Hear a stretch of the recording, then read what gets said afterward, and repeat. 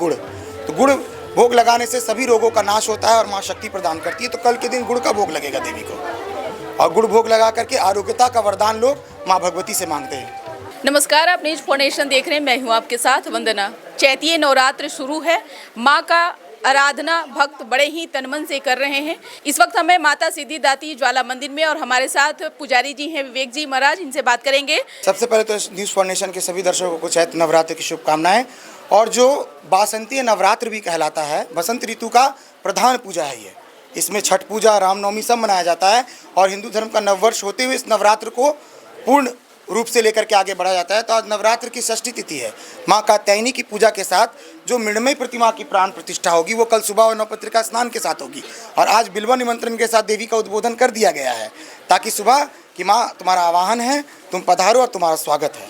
इस उपलक्ष्य में सभी भक्त जिस रूप में भी माँ की पूजा करेंगे, भगवती को स्वतः स्वीकार है निश्चित तौर पे। और जिस तरह से जो मंदिर में तो माता का विशेष पूजा चल ही रहा है, भक्त जो घर पे पूजा कर रहे हैं कैसे पूजा पाठ करें ताकि माँ प्रसन्न हो, और माँ को भोग में क्या लगाएं? प्रसन्न तो माँ ऐसे ही रहती है अपने भक्तों से। भोग में कल चूँकि सप्तमी का दिन है, काल रात्रि का दिन है, तो माँ को गुड़ बहुत प्रिय है, गन्ने का गुड़। तो गुड़ भोग लगाने से सभी रोगों का नाश होता है और माँ शक्ति प्रदान करती है। तो कल के दिन गुड़ का भोग लगेगा देवी को, और गुड़ भोग लगा करके आरोग्यता का वरदान लोग माँ भगवती से मांगते हैं।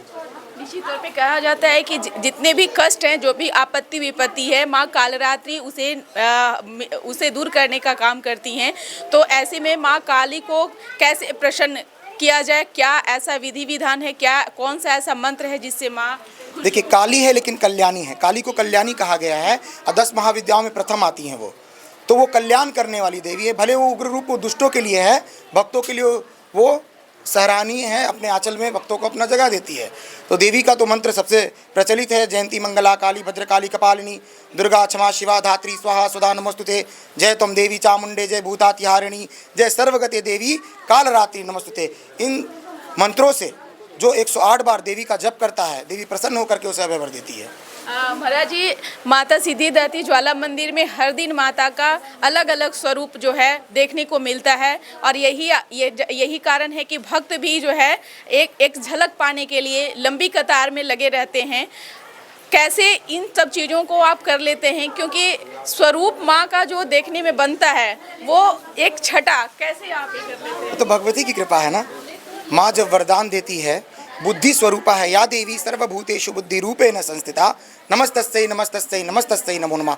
तो जो बुद्धि वो हमें देती है, उसी बुद्धि को ढाल बना करके मैं भगवती का श्रृंगार करता हूँ, जिससे वो अद्भुत रूप में हमारे सामने प्रकट होती है और हमें, मेरे आँखों को वो सुकून मिलता है, सभी भक्तों को सुकून मिलता है।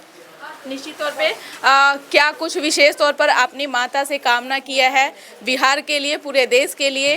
क्या कुछ आप लोगों से भी अपील करेंगे?